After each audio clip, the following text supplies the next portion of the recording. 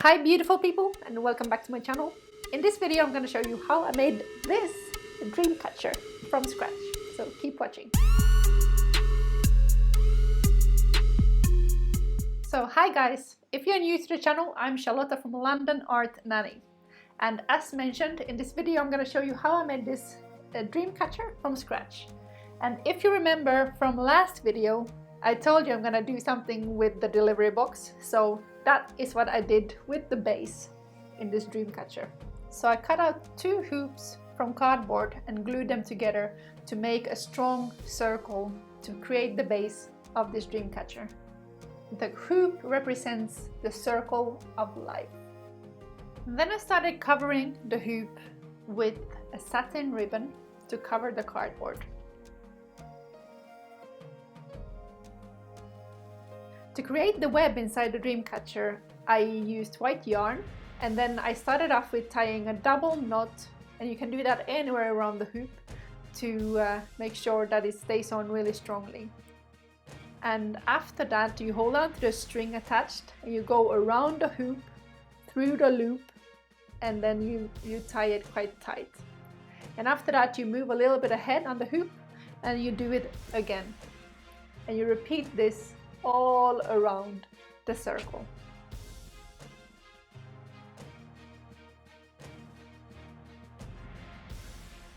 Once you completed the first hoop, simply carry on to the next round and go on and on and on and on and on until you reach the center of the Dreamcatcher.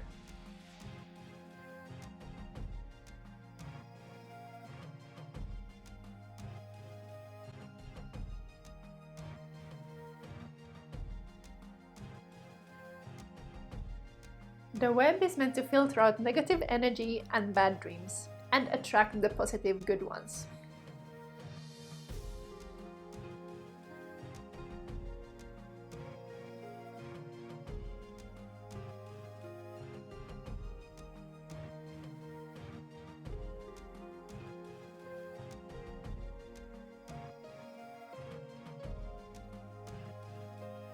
So if the white yarn represents a spider web, then these small beads that I'm now adding will represent the spiders. And again I'm going around the yarn and through the loop and continue around in a circle.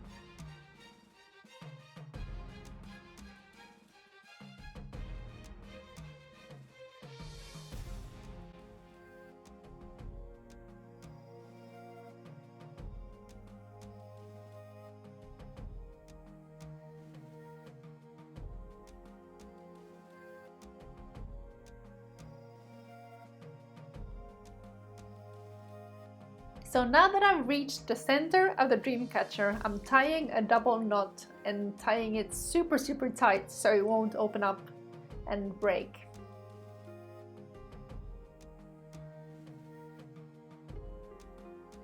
And now I'm adding a hoop to hang the Dreamcatcher from. And also these long little things, tassels, along with the feathers. And the feathers are meant to be the ones that bring the good energy and the good dreams out from the web and down to the receiver. So I'm using the hot glue gun and sticking on the satin ribbons and these strings to add the feathers. And I tried a few different designs out before I decided to go for this one.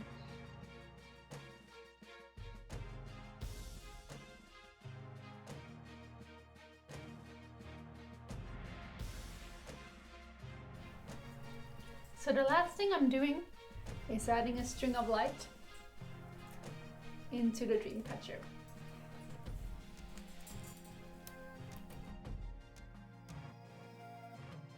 In my art classes next week, I will be doing Dreamcatchers with the kids as well, but not these ones because they are a little bit too complicated. Instead I will be using paper plates and just a simple technique to make a web inside and then glue on some feathers hanging underneath. And we will be talking about the meaning behind a Dreamcatcher as well. If you want to stay tuned on how we make those with the kids, do join me on Instagram. I do some lives there here and there, and also post how we get on with the kids. As you know, the rules here on YouTube have changed lately, So I'm a bit cautious about how much kids crafts I bring on. I'm still going strong on Instagram with that, so do catch me there if you want to see how I make them. Sorry, I'm losing my voice. Sorry about that.